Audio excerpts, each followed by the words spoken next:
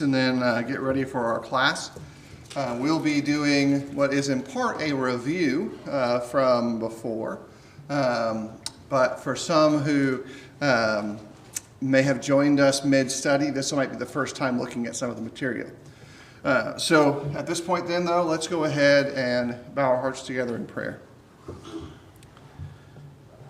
Heavenly Father, we thank you for today and the blessings that we find in Christ. Help us as disciples and followers of you and your plan for us to do good work in the kingdom, to be careful and mindful of our faith and bold in our declaration of our love for one another and for you. Please forgive us of our sins, and we offer this prayer in your Son's name. Amen.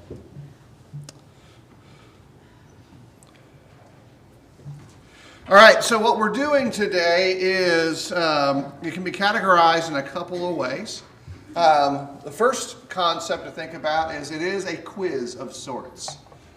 This is a test of knowledge of a different kind, because for many of us, this is looking back on things we have known over the course of our lives, and what on the calendar may not seem like a really long time. This is like almost a year ago. In our studies when we took the time to go through the history and geography of basically Genesis and everything that happens there. And there's an interesting thing that happens with our learning process. And some of it has to do with the way that we learn. Some of us are really good at remembering facts. Some of us are really good at remembering ideas. Some of us are not good at either of those things. Sometimes we mesh those things together. But repetition always reinforces. So the more times we do a thing, the more times we see a thing, the more likely it is that our learning capacities will then coalesce and come back with, hey, I get it, I understand it, I know it, I can recognize it. And so when we go through this, if you were in our first review, you've already taken this test before. We reviewed this back in February. And dug through this, and so this is a review. If you were not in those classes with us, this is a straight up test. What do you know? But at the end of it, I guarantee you a few facts will stick and cling around, and you'll have learned more in a different way. With that, you got an email that was sent out. I think it's lesson number 12 in your printed workbook, if you're using that today. It has the basic concepts and ideas. And we're going to think through Genesis from both a geographical context and thinking it more in straight line history. Paying attention to some of the order of events, to try to key them into our brain. Because here's one of the things about these chronologies. They help us understand some of the things that Jesus does in the New Testament, because he is fulfilling a series of stories. So knowing the order, even if we don't know the particular Bible verses or what chapters, is super important, because he repeats some of these journeys in his life. He repeats some parts of Exodus in the way that his story sends him away from Israel and then back again when it's safe. He repeats some of the planned promises, both in his speech and life, as he's fulfilling what was promised to Adam and Eve, what was promised to Abraham, what was promised to David. And so you're seeing some of that come to pass. So our first stop on the list is to think about how we would place all of these in order. Some of it should be fairly quick to catch. So if you're going to identify on this list, what's the first item of our, I think it's 12 points here. Let's see if I got it right. I got it right. Hey, to be fair, I did not check if there were typos or mistakes when we did this all the way back the first time. I said, I'll take a test too. But I also went through and expanded the notes a little bit so we can have some details. So then it brings us to what's next. What happens after creation? First sin. First sin comes in. And there's a couple of different ways that we refer to that event. In your Bibles, most often it will say something like the fall. There's some thematic reasons why that's a chapter heading often. Note again, most, but not all of the chapter headings are put in by the publishers. The ones that are included in the Psalms are actually mostly part of the manuscript of the Psalms. So when the Psalm says a Psalm of David, etc., those are old from antiquity. But the rest of it is us trying to categorize or keep track of stuff, just like a chapter heading would be in a book. So that brings us to the fall or first sin. And that probably starts to trigger in your memory, hey, these are the things that happen. There's a dialogue that takes place. There's a conversation first with Satan, the devil, and then with God in a sequence of events there. So what happens after that? Cain. Yeah. Cain killed his brother. Cain killed his brother is the next one. Here's the thing to recognize. This is if you're still taking tests in life, and by the way, if you're in a trade, you take tests all the time. You have to get certifications and licenses. If you're out of college, you still take tests in your job. Everyone gets tested about something somewhere. Always double check before you answer, because there's always a sneaky one that's hiding in there somewhere. The professors, the people who make tests, they like to trick you. It's the game that gets played. It's intentional. After that is the flood. And this is a point from the historical side where our ability to think about history has to shift. History has to shift in this moment because of a couple of things. Number one, the flood erases our historical record, right? No record. So we can't go back and find the names of rivers even, because we're not sure if the river moved. In addition to that, the Bible's narrative shifts some, because the focus starts to move off of humanity and narrow post-flood into the series of patriarchs that follow. Even though Noah is our central storyteller, things shift. Tower of Babel happens after that, right? And the Tower of Babel is an interesting thing because it is something that we struggle to consider in concept historically. Because one of the questions that come up, where was it? We always want to know where it is, right? The answer is we don't really know. We have general ideas of where it could have been, but afterwards, you now have all the nation states in play. Every nation is in consideration, and the relations of nations. How well do nations get along in the Bible? Absolutely do not. In the Psalms, at times, those conflicts are also presented as being spiritual in nature. Because many of these nations right next to Israel have their own hold of a god. And those gods are in conflict in as much as the nations are. And so this is the flood starts that part of the storytelling. It's still there before the flood. Flood to Babel, that shifts all these things. Before the flood, there's really only two groups. There are those who are following God and those who are not. And a few phrases are used to describe each of those groups. But with the addition of diverse languages and further spread of humanity, the conflict accelerates. Now we have, moving forward, this dude named Abram, who also is called Abraham. Little side point here, a reminder, names in the Bible matter. They often are latched to a prophetic or God-planned attribute.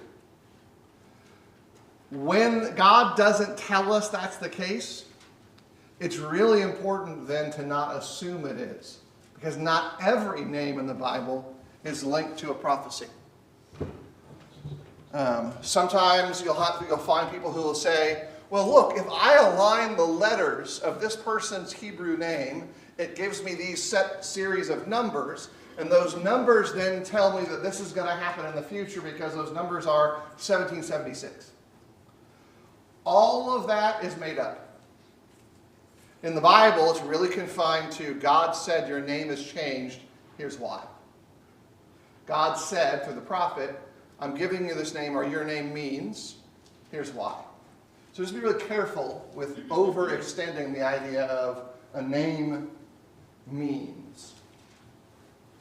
I'll give you one that I use that I have to be careful with too, by the way. In the crucifixion of Christ, the story that leads up to it, when he is in custody and he is about to be sentenced by the crowds, what is the name of the criminal who is being offered as the alternative? Barabbas, right? And the Hebrew, his name is Hebrew, for Barabbas, means father's son. Bar, son, Abbas, father. And so we can say, hey, look, one father's son who is guilty is set free. Another father's son is innocent and declared guilty. That's linguistically accurate. But inside the text, it never says that. And so we've got to be careful with our application of that principle. What happens after the call of Abraham?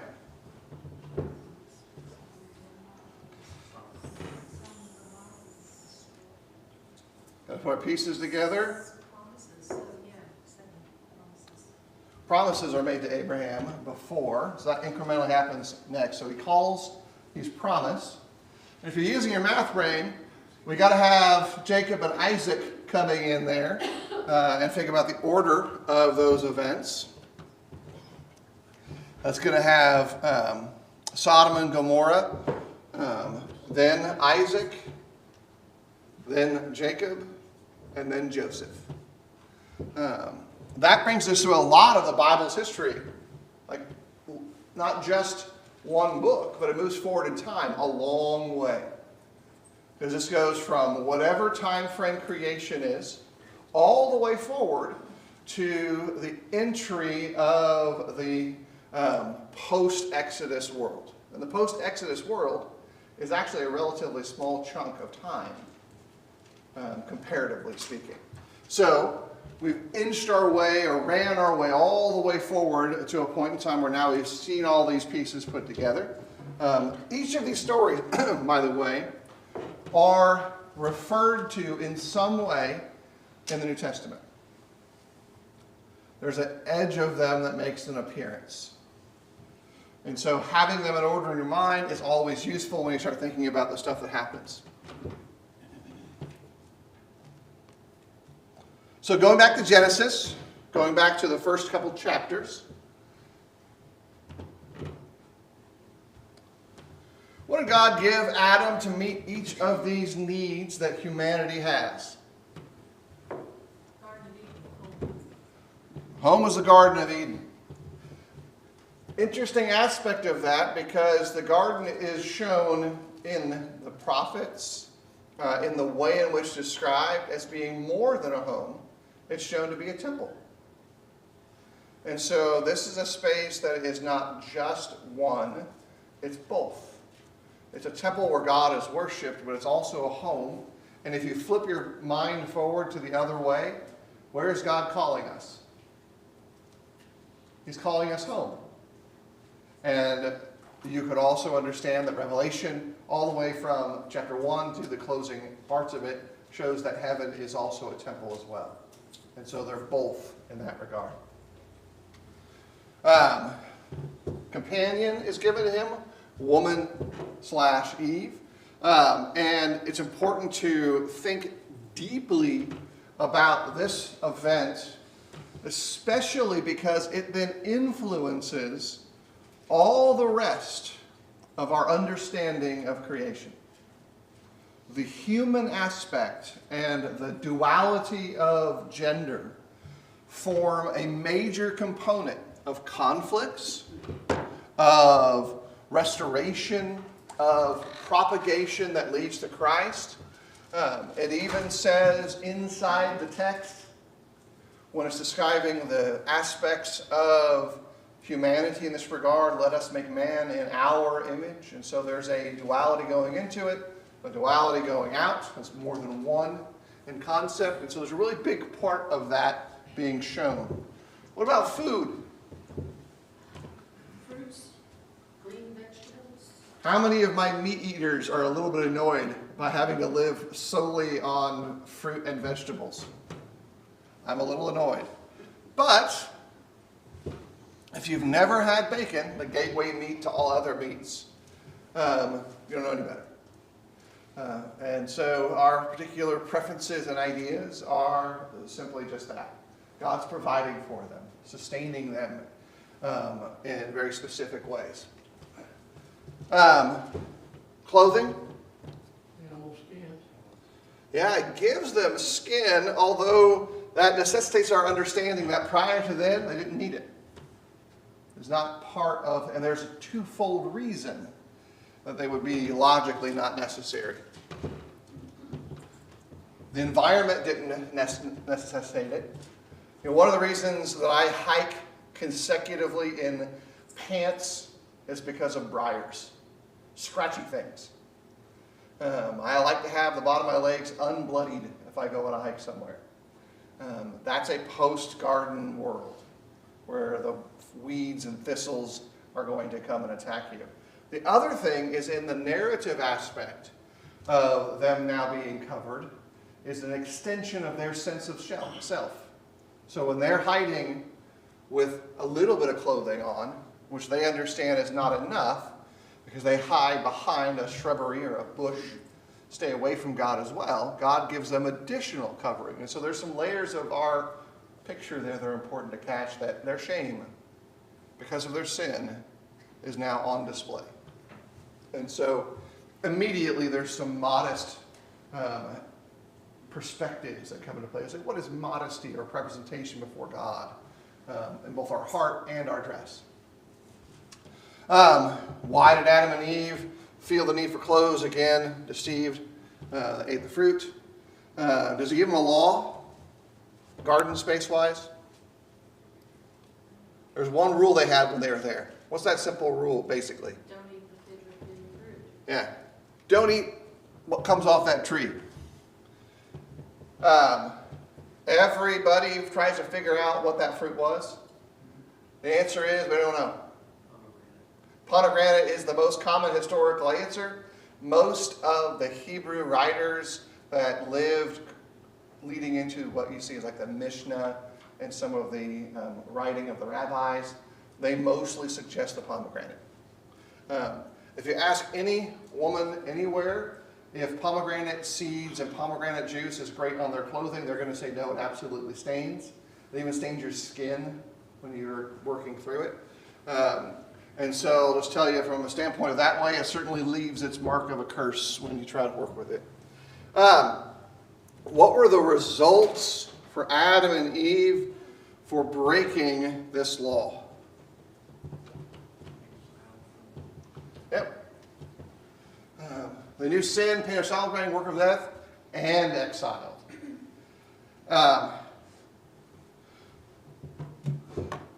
We talked about this, I don't know, a couple different times over the course of the year. Let's work through this passage. This is chapter 3 real quick. This is when they become self-aware of their spiritual condition. That they know that their consequences now have a new, deeper, negative outcome. They know what wrong is. They know what wrong feels like by their behavior. And they have to deal with the consequences of knowing what sin is. The pain of childbirth is amped. Growing up, and my first reads of the Bible, and maybe yours, I've limited that in my reading to think just about the physical pain of childbirth. Gentlemen, I am told childbirth hurts more than the man flu. I don't have any way to verify that, but just so you know, that's what we're told. I advise you to believe that, even if you don't. Because you'll probably be treated so harshly negatively otherwise that you'll now agree with it once you wake up. So pain of childbirth is that guard. But I'll add this other thing. As I've thought about this deeply, I was listening to a friend of mine who had been preaching out in Oregon. He wrote a great paper on the subject and helped push me a little bit more. I'll add this. The pain of childbirth increase is not just physical. There's the spiritual and emotional side. The knowledge that now you don't have the capacity to guarantee that your children are going to do right. And you may have to deal with the weight of that in your life. That weight is still there, even if your children are doing everything that you know that God wants them to do. So this magnification there, I would suggest, isn't just the physical pain, but it's linked to the spiritual trauma that takes place. I think it's a fair reading of the text. By the way, the Psalms and the prophets seem to also indicate that too. And a good, healthy thought process probably helps that be there too. There's no doubt physical pain is a big component of it. But that's setting the stage for the rest of it. It goes on top of that. But men still feel that same thing. Yeah, that's right. And I think that's probably the same thing on the other end of the table. It's not easier for women to work in the garden, is it? Do the thistles hurt you any less? But the work output of it affects both genders the same way.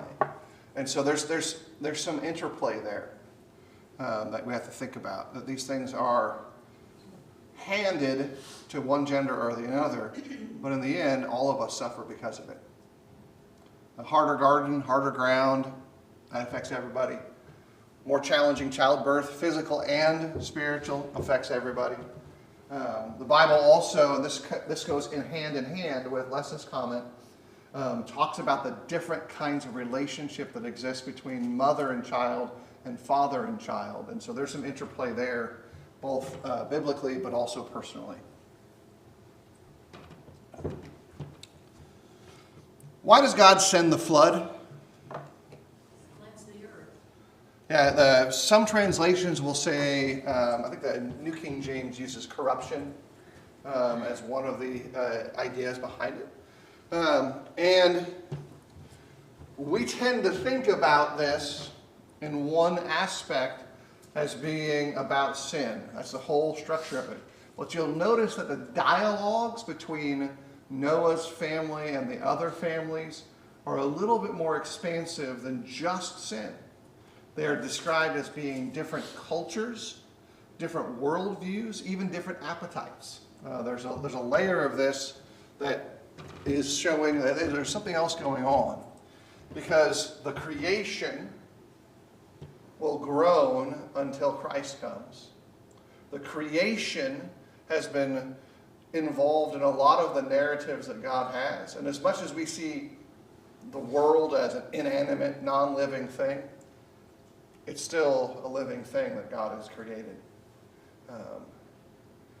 And even though science tells us that rocks have no cognitive ability, right? That's why we say you're as dumb as rocks. When I look in the mirror, that's what I say to myself, to be fair. Because we thought, there's no thinking there. There's no thought process. Why'd you do this dumb thing? Well, in the end, though, it's still something God created. And so it doesn't have the same agency and activity as the more living or active parts of it, but it's still part of God's creation. And so all of this is being incorporated in the punishment side as well as the eventual praise side that will come. Who survived? Noah and his family. Yeah. Oh, we say 8 souls. And the New Testament actually brings us a couple slivers of extra enlightenment as to what goes on in Peter's writing. Because Peter tells us something interesting. That the flood condemned and saved. In the separation side of things. And the only reason the folks were saved by the water was because they obeyed God and got in the ark. And who closed the ark? God. God did. And so there's some interesting, if you get up in the morning and have your coffee before everyone else, moments where you can start thinking about that and saying all the things that go on with it. Have a nice pondering, good thought process. But also include this in the concepts of it. Think deeply about what that means for me and my obedience. Think deeply about what that God says about God's view of the world prior to it. But also think about what kind of people get into the ark based on their behavior when they get out. Because by the way, that's the only way that humans can judge another person's behavior, circumstances, right? Behavior. People get out of the ark. Are they amazingly wonderful human beings that you're ready to just hang out with? Noah's kids are a bit of a mess, right? That's kind of a train wreck story. Noah himself is not presented post-flood as being this icon or pillar of great decision making. Because what's his first thing to do when he gets on land, if we're going to shrink his narrative down? Plants a vineyard, right? And then he does what from the produce of the vineyard? Wow. Makes wine, allows it to take whatever time it takes necessary to ferment, gets drunk. And then, in absence of his presence, his kids start wilding. Just do whatever they want to do. It's a story that plays out in life. It's a story that plays out in the Bible. And so it's something for us to think about, maybe when we're judging ourselves. Maybe when we're judging the behavior of others. Because the Bible still then says Noah did the right thing to get in the ark. And his obedience mattered. And without much thought process, we're all his descendants. One way or another. We're descended from that family. So there's a lot going on there. What promise did God make to Noah? He would never flood the earth again. Yep. By the way, all food including meat comes after flood too.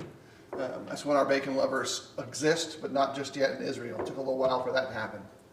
But yeah, no more destruction by the flood. And what's the other thing that's really cool? Rainbow. Do not let anybody take the rainbow from you. Just because somebody decided to use it for whatever else, doesn't mean you can't use it. It might actually open up conversations. Like, I don't want to wear a pride flag. Okay, don't wear a pride flag. But rainbows are cool. I love them. And as a committed member of All the Colors Are Wonderful Society, and if allowed on my own, I would wear them all every day. I'm going to put rainbows on stuff because they're fun. And because they're still the same thing they've always been. I'm just a bully that way, I guess. But that's something that the story of God is trying to help us understand. All right, so think through. Remember, he's got 3 kids. Do you remember the 3 kids' names? Shem, Ham, and Japheth. Yeah. As much as I would love Ham to be the one who has brought us Ham in life, that's not how exactly it works. But if we want to pretend, like a lot of folks do with history, we certainly can. So our first son, where does Shem kind of end up if you're using your maps? By the way, this is going to be approximately from lesson 9-10 in the workbook, if you're looking for where that is. Where does Shem end up? What's your brain tell you?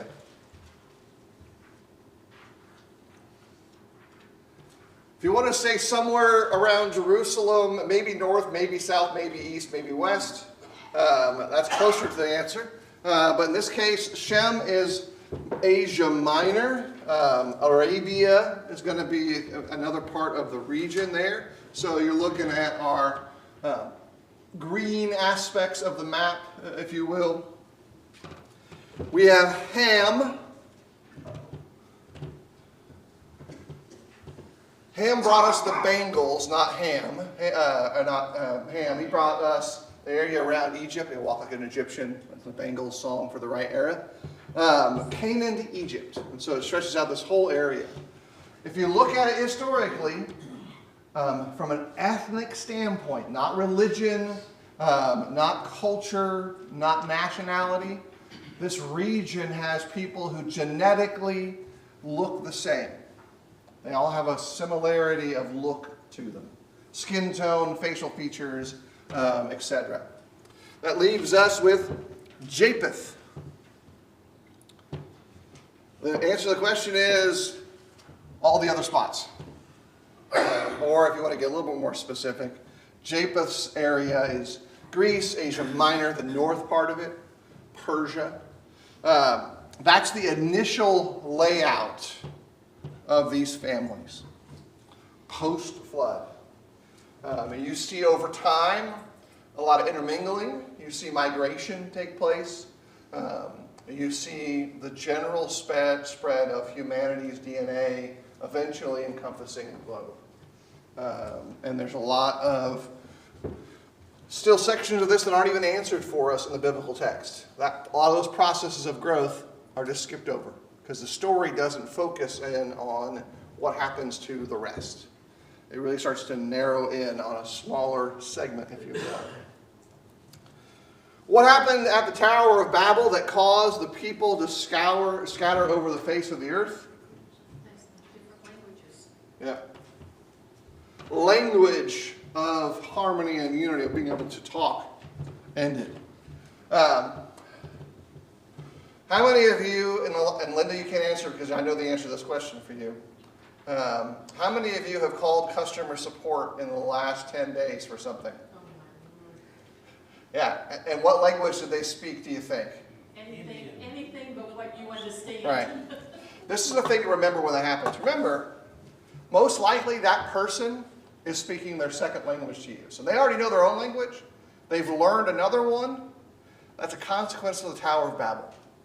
It's a moment to recognize this is a point where division took place, but God is trying to seal us in back together again. Is this a point to connect the pieces? Hey, this is because of the Tower of Babel. This is how this happened. This is why this happened.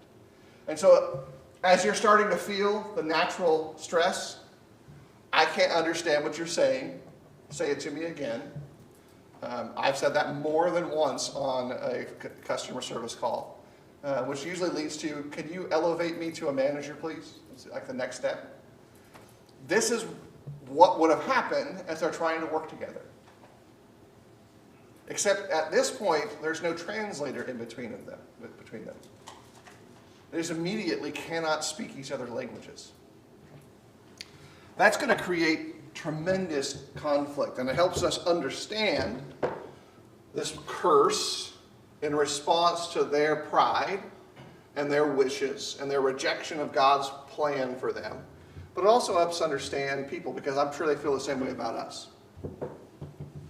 I can't understand a lick of what these people say calling on the phone. And I got the script answers, and they never ask the question that's written down.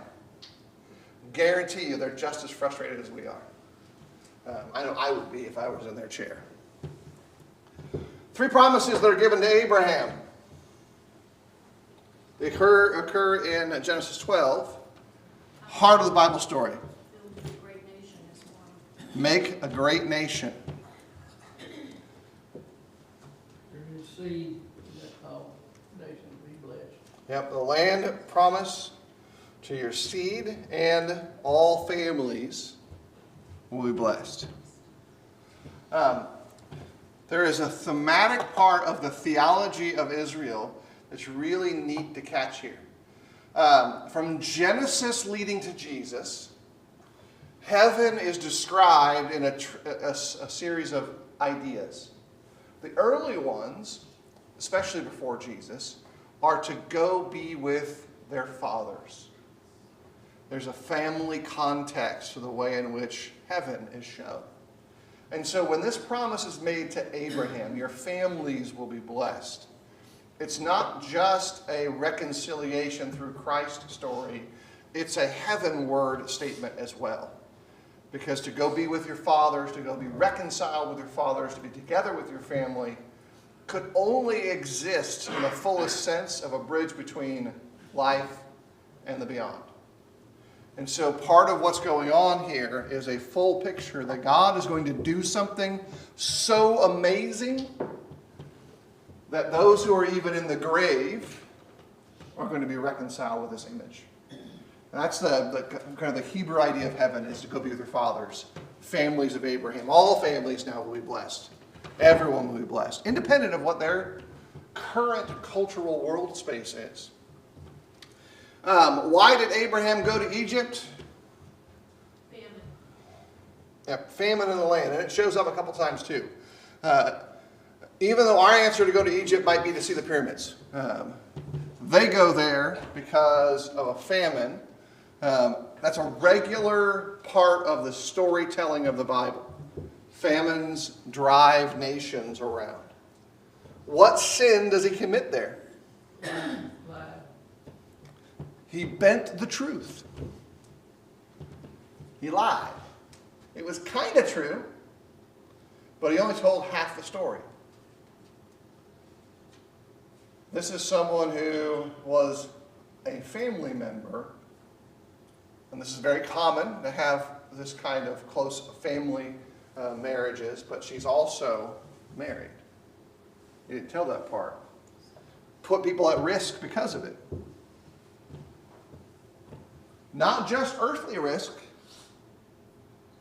but the concern went to otherworldly concerns as well. Hey, wait a minute. You can't be doing that. There could be some consequences.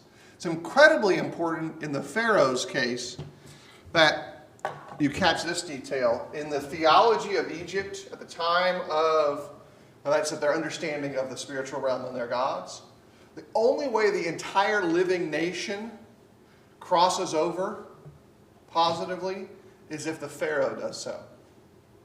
The Pharaoh sets the spiritual standard for whether or not the nation can make it across. Now, their system was very careful that those who were not the Pharaoh had a long list of expectations, and the Pharaoh's list of responsibilities to be righteous were really small. But an improper marriage would have ruined it. It would have invalidated his status as Pharaoh. So not only would have he not made it over, that meant all the people would not have either as well. So in their own culture, this would have been a huge sin, aside from the obvious rebellion to God. Why did Jacob go down to Haran in Genesis 27? Fear of being killed by his brother. Big motivator. Someone trying to kill me. I caused the problem. I got to run. Like it's pretty, that's simple consequence, simple setup there. Here's the challenge for you. Name Jacob's 12 sons. Name one son of Jacob. We'll lower the standard. Judah. Okay, name another single son. If we can get up to 4, we'll put the whole list up. Levi was here. Reuben. Naphtali. We got 4. There's our 12. I guarantee you, very few of us in a very short period of time can get all 12. But if I gave you a piece of paper right now, you'll get 10. You'll get 10 of them. And you go, I missed a 2. Missed a 2. And you'll stress over those 2 for a little while. And then you forget, wait a minute, there's a half tribe that shows up at some point. And you'll conflate all of them together. Welcome to being average like the rest of us. None of our memories are that perfect. And if yours is, awesome for you. But the rest of us over here who need notes, we don't live in that box. How did Isaac get his wife? At a well. They always met at a well. That's accurate. You're right, halfway down my bit. There is a story that plays out in the Old Testament. The patriarchs in particular, a majority of them go through this process. I want to get married. Where's the nearest well? They either send a servant, that means they're rich. They either go themselves and engage in either service or might. I will protect you. I will get you water. Some cases they make wells to provide their presence of power. All of that story shows, so a very quick way, that there is an important narrative inching forward for us to pay attention to. And it should at the very least cause us to think, when Jesus goes to a well, our brain probably does what the Israelite brain probably did. All the patriarchs met their spouses at a well. He's at a well talking to a woman. If you've ever seen The fiddle on the roof, that's the moment you say tradition. That's the moment you say matchmaker, matchmaker, make me a match. And you go, clearly they're going to get married, and clearly they didn't. So there's a whole different story that takes place. It's a point for us to kind of pay attention to why these Old Testament stories are important when we read the New Testament. They are the little editor's notes, the subtext, the side margin scribbles that help us make it easier to understand. How did Jacob get his wives? Service. And it did not really go well for him, right? He got tricked. Scoundreled, if you will. By the way, if you can't, like the first time you read this, if you don't go, well, that's not going to do well, then read it a second time, because there's no way this works out happily for all parties involved. Even for the dad, for whatever reason, who thinks this is a great plan. Ain't going to go well. And it does not. It creates so much conflict that it's an ongoing problem that has no real resolution for them. Why then, on reflection, this goes forward to chapter 45, does Jacob, or Joseph that is, say he is in Egypt? Why does he reflect and say, why did he end up there? God put him there. When you read his story, does it really feel like God's putting him anywhere? Man, it feels like he's just putting him in the pasture, the trash bin, a box. Here, go suffer over here for a little while. Oh, you're not done suffering there? Let's throw you over here. And he keeps elevating and then dropping. Elevate, drop. I'm almost out, and drop. Finally, when he reaches his top point, is when things start playing out in a very positive way. Why did Jacob and his family go to Egypt? Another famine. Again, you're seeing kind of a beginning and end point to that relationship. Luckily for everybody, we don't have to play match the spouse game with the patriarchs here. A little gift for you. But we can certainly watch them pop up.